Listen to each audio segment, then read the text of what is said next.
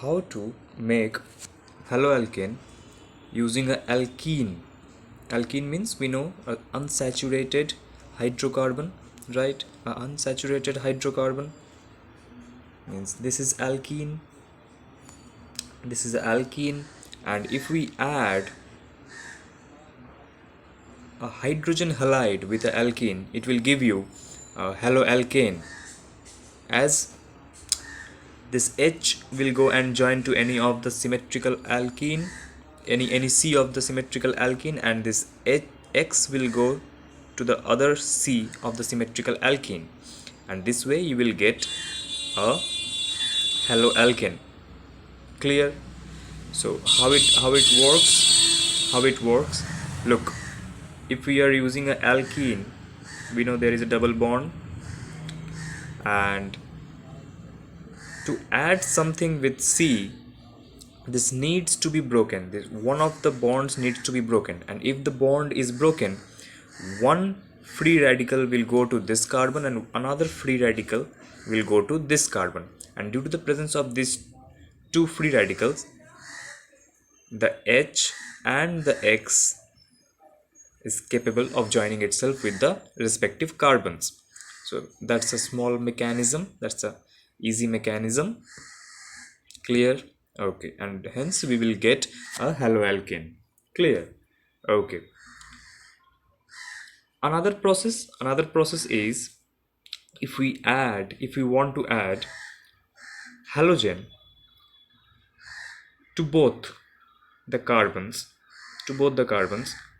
we need to use a molecule of that halogen, and as a reagent we will have to use carbon tetrachloride.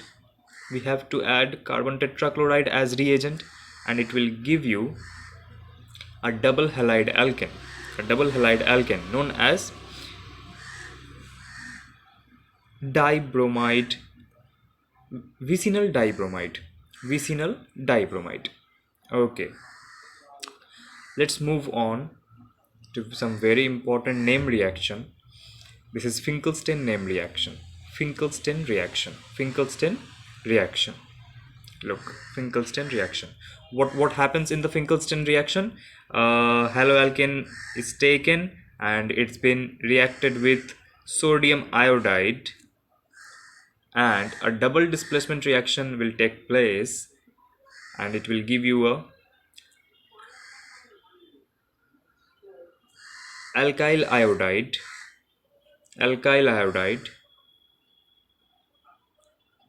and a salt of sodium. Clear? Okay, let me clarify one more thing. This haloalkane must carry Cl or Br, either chlorine or bromine,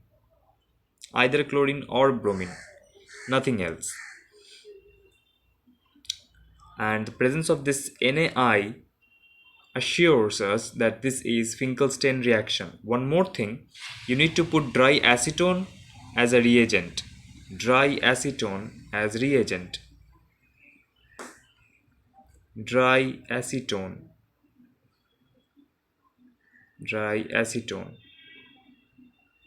It may not be clear to you, so acetone is written over here, dry acetone. You can see the spelling from here, dry acetone. You need to put it here on the arrow to show that we are using it as a reagent, and hence you will get haloalkane. Okay, one more name reaction, very important, that is Schwarz reaction. What happens in the Schwarz reaction? If we take any chloride or bromide alkane, and if we react it with AgF, silver fluoride, AgF, it will give you fluoroalkane and AgBr. This is also a double displacement reaction, as this Ag will go with Br, and this F will go with this alkyl group. Hence we will get the corresponding fluoroalkane. Okay, Can we do the same thing with aryl arene groups? Yeah, we can. So in this case we will have to use reagent Fe, ferrous, as reagent, and with toluene. So this is toluene. I may not have told you earlier, this is toluene. Toluene, toluene. If there is a benzene group and a CS3 group attached at one of its corner, so it's toluene. After reacting with a halogen molecule, it gives you a orthotoluene and a parahalotoluene. Orthohalotoluene and a parahalotoluene. Okay. Another is Sandmeyer's reaction. Sandmeyer reaction. What is Sandmeyer reaction? The same thing. If we want to put halogen on the benzene, we need to use Sandmeyer reaction. What the Sandmeyer reaction tells us? Let's see. Sandmeyer reaction gives us that you have to, first of all, this is diazotization reaction. Diazotization reaction in which we have to take aniline. This is called aniline. We have to take aniline and we have to react it with NaNO2 and HX in the presence of some temperature.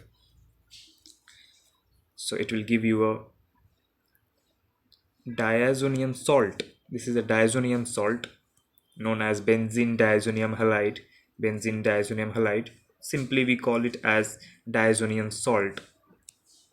And then again this diazonium salt is been reacted with CuX2. Now this X is that halogen. We have to use that halogen in this reagent, Cu2X2, that halogen which is already you have taken as Sx in the HX.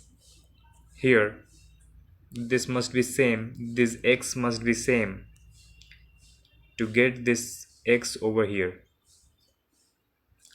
This X must be same.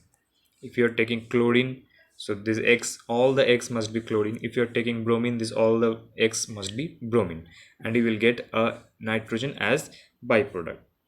So this is Sandmeyer's reaction. One example is been given, but this is not a Sandmeyer reaction.